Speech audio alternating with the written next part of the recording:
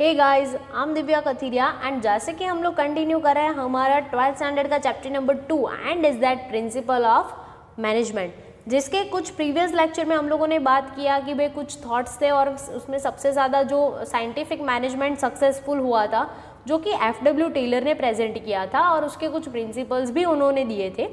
तो आज हम लोग बात करने वाले हैं कि ये जो साइंटिफिक मैनेजमेंट है उसकी कुछ टेक्निक भी है कि अगर हम लोगों को इसके प्रिंसिपल को अप्लाई करना है तो कैसे सक्सेसफुली अप्लाई कर सकते हैं। तो उसमें मेनली हमारे पास 3 टेक्निक अवेलेबल है। तो फर्स्ट वन है टाइम स्टडी, सेकेंड वन है मोशन स्टडी और थर्ड वन है डिफरेंशियल वेज रेट स्टडी, यानी कि बहुत सारे ऐसे सिस्टम है जिसके थ्रू हम लोग वेज रेट प्रोवाइड कर सकते हैं। Clear guys? ये जो टाइम स्टडी और मोशन स्टडी है ना वो ज़्यादातर आपको पर्टिकुलरली 2 मार्क में भी पूछा जाता है कभी कभी। क्लियर? तो फर्स्ट वन हम लोग कंसिडर करते हैं टाइम स्टडी। टाइम स्टडी में होता क्या है?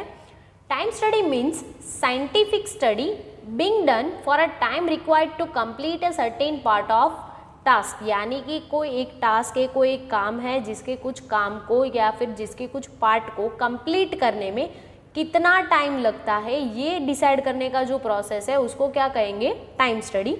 Whatever the time is decided to finish this work in normal situation, यानी कि अगर कोई काम है उसको अगर हम लोगों ने कोई टाइम लिमिट फिक्स किया है कि ये इतने टाइम लिमिट के अंदर ये टास्क जो है वो ख़त्म हो जाना चाहिए, तो ये जो टाइम लिमिट है वो पहले हम लोगों को खुद एक्सपीरियंस करना पड़ेगा कि if it is a practically possible और नॉट। क्लियर? तो अगर वो पॉसिबल होता है तो हम लोग उसको किसी वर्कर को बोल सकते हैं कि आपको भी इतने टाइम में ख़त्म करना है। लेकिन मोस्ट इम्पॉर्टेंट कि ये जो सिचुएशन हम लोग डिसाइड कर रहे हैं टाइम पीरियड का वो नॉर्मल सिचुएशन में होना चाहिए, एबनॉर्मल में नहीं। क्लियर? तो उसको हम लोग क्या बोलते हैं? Standard time. As per the Taylor task should be finish in a decided time and it's a careful study is time.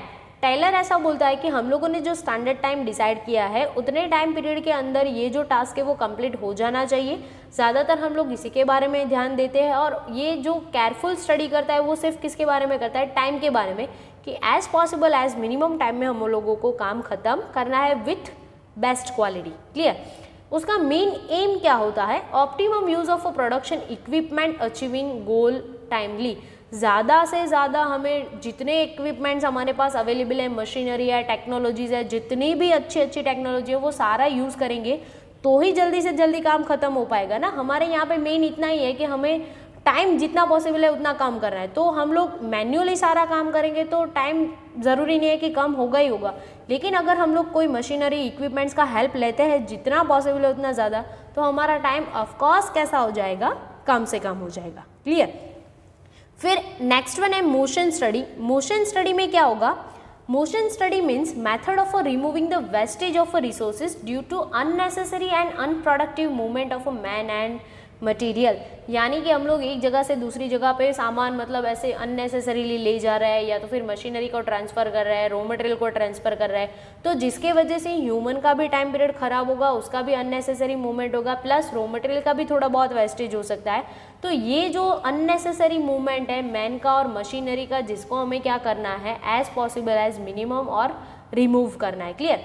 It's a study about, यहाँ पे क्या स्टडी होता है? Worker is doing the movement at the time of a working.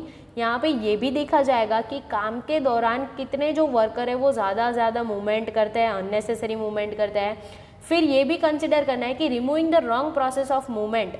अगर हम लोग ऐसा करते हैं कि भाई चलो बहुत ही मतलब मैन्युअली सब कुछ काम करते हैं, हम ख़त्म करते हैं, फिर एक थोड़ा सा काम दूसरों को देने जाते हैं, फिर वापस आते हैं, फिर अगेन थोड़ा काम करते हैं, फिर वापस वो दूसरों को पास आउट करते हैं, तो ऐसा नहीं करना है। हमें क्या करना है? टाइम सेव करने की कोशिश करनी है ताकि हमारा मूवमेंट भी कम हो, हमारा जो प्रोडक्टिविटी है वो भी इंक्रीज़ हो, यानी कि एक बंदा ज़्यादा से ज़्यादा काम कर पाए, ऐसा भी सिचुएशन हमें क्रिएट करना है। Clear?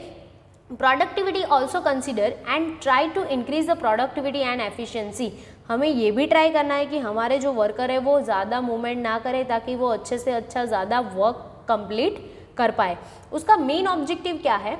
Minimum wastage of a worker and it's implementation. ज़्यादा से ज़्यादा जो वर्कर का एनर्जी है, उसका जो अननेसेसरी प्रोडक्ट का मूवमेंट्स है वो ज़्यादा से ज़्यादा कम होना चाहिए ताकि वो ज़्यादा अच्छे से और एफिशिएंटली काम कर पाए।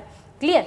और फिर थर्ड वन जो हमारा है वो है डिफरेंशियल वेज रेट स्टडी, यानी कि अगर हम लोग साइंटिफिक मैनेजमेंट को अप्लाई कर रहे हैं तो हमें वेज रेट के भी स्टडी के बारे में ध्यान देना पड़ेगा। उसमें क्या है? It means a wage given through the wage related motivation, यानी कि हमें सैलरी तो देना ही, लेकिन कैसे देना है, वो मोटिवेट होना इस तरीके से देना है। Clear? Wage related motivation based upon a work time for work, यानी कि ये मोटिवेशन हम लोग सिर्फ किसको देंगे, ऐसा नहीं है कि सबको देते ही रहना है। जो बंदा अच्छा काम कम टाइम में करता है वो टाइम पीरियड के हिसाब से, क्वालिटी के हिसाब से हमें उसको मोटिवेशन देना है। Clear?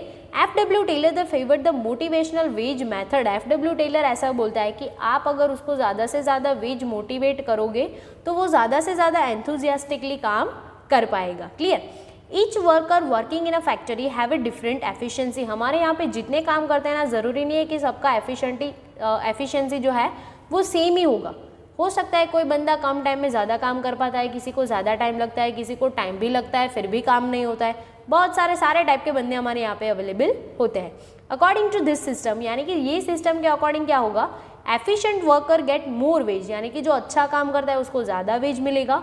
Less efficient worker get less wage, यानी कि जो कम काम करेगा उसको कम वेज मिलेगा।